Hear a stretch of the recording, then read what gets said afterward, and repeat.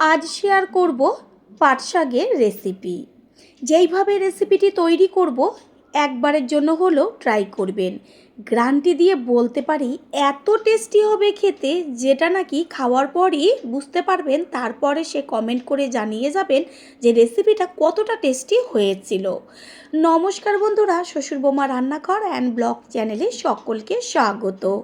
পাট শাক দিয়ে তো অনেক রকম রেসিপি খেয়েছেন, একবার এই রেসিপিটি ট্রাই করবেন, মুখের থেকে স্বাদ যাবে না। তাহলে কীভাবে বা কোন উপকরণ মিশিয়ে রেসিপিটি তৈরি করব সেটাই দেখে নেওয়া যাক।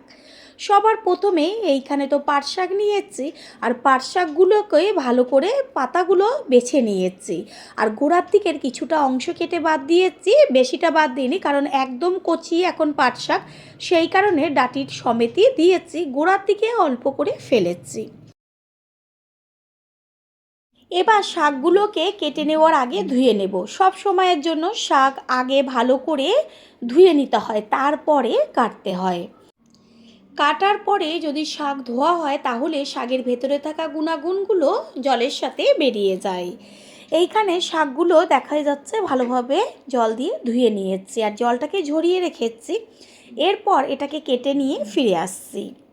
শাকগুলো কেটে নিয়েছি, আর একদম যে কুচি কুচি করে কাটা সেটা কিন্তু কাটিনি, একটু বেশ বড় বড়ও আছে, আবার কোনোটা ছোটও হয়েছে। কোনো সমস্যা নেই, ছোট বড় সবভাবেই কেটে নিতে পারেন। গ্যাসের ওভেনে কড়াই বসিয়ে তাতে দিয়ে দিয়েছি সর্ষের তেল, আর তেলটা ভালো করে গরম হলে গ্যাসের ফ্লেম লোতে রেখে এর মধ্যে দিয়ে দিচ্ছি একটা শুকনো লঙ্কা আর ছোট চামচের 1 চা চামচ পরিমাণ কালো জিরে। অবশ্যই ফোড়নটা কালো জিরে দেবেন। ফোড়নটাকে ভালো করে ভেজে নেব, সুন্দর একটা মিষ্টি গন্ধ বেরোচ্ছে। এই পর্যায়ে এর মধ্যে দিয়ে দেব লবণ। লবণটা দিলে কি হবে, এখন আমি লবণটা দেওয়ার পরেই দেব আলু। এইখানে আমি আলুটা বেশ আলু ভাজা যেমন কাটা হয় ওরকম ঝিরিঝিরি না, বেশ একটু মোটা মোটা থাকবে সেইভাবে আলুগুলোকে কেটে নিয়েছি। মাঝারি সাইজের 2টো আলু ব্যবহার করেছি, আর এই লবণটা দেওয়াতে তেলের মধ্যে আলুটা দেওয়ার পরে চারদিকে তেলটা ছিটবে না। আলুটা 2 থেকে 3 মিনিট তেলের মধ্যে ভালোভাবে ভাজার পরেই এর মধ্যে দিয়ে দেব কুচিয়ে নেওয়া পেঁয়াজ। এইখানে বড় সাইজের একটা পেঁয়াজ আমি কেটে নিয়েছি। এবার পেঁয়াজ আর আলু ভালোভাবে ভাজা হতে থাকবে। পেঁয়াজ আর আলু কিছুক্ষণ ভাজার পরে দিয়ে দেব লম্বা লম্বা করে কেটে নেওয়া রসুন, আর ঝালের জন্য চিড়ে নেওয়া কাঁচা লঙ্কা। রসুনটা আপনারা থেতো করেও দিতে পারেন, তবে একটা জিনিস খেয়াল রাখবেন, পেস্ট করে দেবেন না। কালারের জন্য দিয়ে দিচ্ছি হলুদ গুঁড়ো। লবণ তো তেলের মধ্যে দেওয়াই আছে। সব কিছু ভালো করে নেড়েচেড়ে নিয়ে গ্যাসের ফ্লেম মিডিয়াম টু লো করে দিয়ে আলু পেঁয়াজ রসুন একসাথে ভেজে নেব।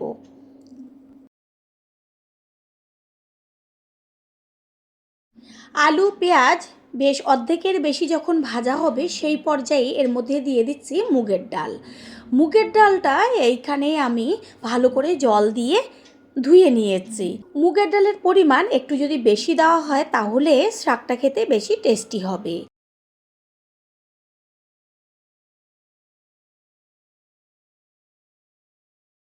ডালের মধ্যে সামান্য একটু জল ছিল, জলটা টেনে গেছে, বেশ ডালটা ঝরঝরে হয়ে গেছে। আলু আর ডাল প্রায় 3 থেকে 4 মিনিট মতন ভেজে নিয়েছি গ্যাসের ফ্লেম হাই করে। তারপরে এর মধ্যে দিয়ে দেব কেটে নেওয়া শাক। শাক দেওয়ার সাথে সাথে গ্যাসের ফ্লেম হাই করে দিতে হবে, কারণ শাক তেলে পড়লেই জল ছাড়তে শুরু করবে। সেই কারণে গ্যাসের ফ্লেম হাই করে শাকটা সব কিছুর সাথে মিশিয়ে নিয়ে একটু ভেজে নেব। পাট শাক গ্যাসের ফ্লেম প্রথমে হাই করতে বলেছি, এটাই কারণ পাট শাক যেহেতু একটু হ্যালহ্যালে ভাব থাকে, সেই কারণে যদি প্রথমেই জলটা টানিয়ে নেওয়া হয় তাহলে বেশ একটা ঝরঝরে ভাব চলে আসে শাকের থেকে, সেটা দেখতেও ভালো লাগে, খেতেও ভালো লাগে। ঠিক এইভাবে গ্যাসের ফ্লেম হাই করে শাকের থেকে প্রথমে বেরিয়ে যাওয়া জলটাকে টানিয়ে নেব। পুরনো বন্ধুদের সবসময় আমাদের পাশে এইভাবে ভালোবেসে থাকার জন্য অনেক অনেক ভালোবাসা।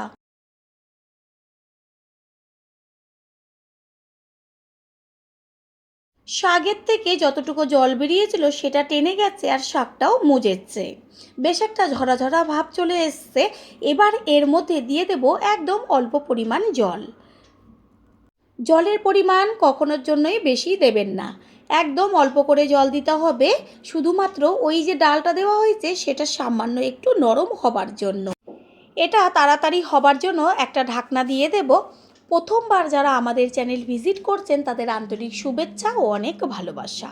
আমাদের রেসিপিগুলো যদি ভালো লেগে থাকে সাবস্ক্রাইব করে দেওয়ার অনুরোধ রইল ও পাশে থাকা বেল আইকনে ক্লিক করলে পরবর্তী ভিডিওগুলো সবার আগে আপনাদের কাছে পৌঁছে যাবে।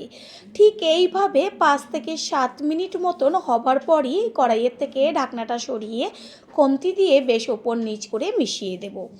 ডালটা এমন পর্যায়ে থাকবে যেন গলে না যায়, সেটা অবশ্যই খেয়াল রাখবেন। সম্পূর্ণ ডাল গোটা গোটা থাকবে, তবে নরম হয়ে যাবে। শাকের মধ্যে প্রথমে লবণ ব্যবহার করিনি, শাকটা ঝরঝরে হয়ে গেছে, এরপরে এর মধ্যে দেওয়া হলো স্বাদ অনুযায়ী লবণ। লবণটা যদি প্রথমেই দেওয়া হতো তাহলে পাট শাকটা হেলহেল ভাব থেকেই যেত, সেই কারণে লবণটা আমি শেষে দিয়েছি। আবারও একটু লবণটা দিয়ে ঢেকে দেব। কিছুক্ষণ বাদে ফিরে এসে কড়াইয়ের ঢাকনাটা সরিয়ে দিয়ে খুন্তি দিয়ে ওপর নিচ করে মিশিয়ে নেব। রেসিপি একদম তৈরি হয়ে গেছে, আর শাকও খুব সুন্দরভাবে ঝরঝরে হয়েছে, ডালটাও নরম হয়ে গেছে। সমস্ত কিছুর ব্যালেন্সটা ঠিক রাখার জন্য এর মধ্যে দিয়ে দিচ্ছি হাফ চা চামচ পরিমাণ চিনি। চিনি মিশিয়ে দিয়ে আর 2 থেকে 3 মিনিট মতন হলে পরেই শাক একদম কমপ্লিট হয়ে যাবে।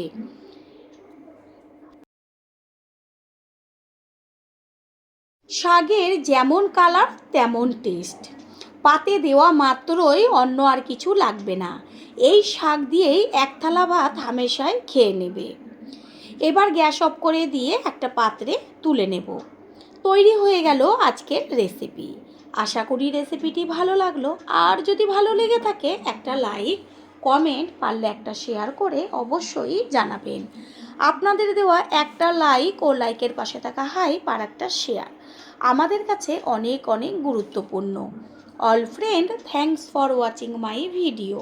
আপনারা সকলে ভালো থাকবেন, সুস্থ থাকবেন। আবারও দেখা হবে অন্য কোনো রেসিপি এপিসোডে।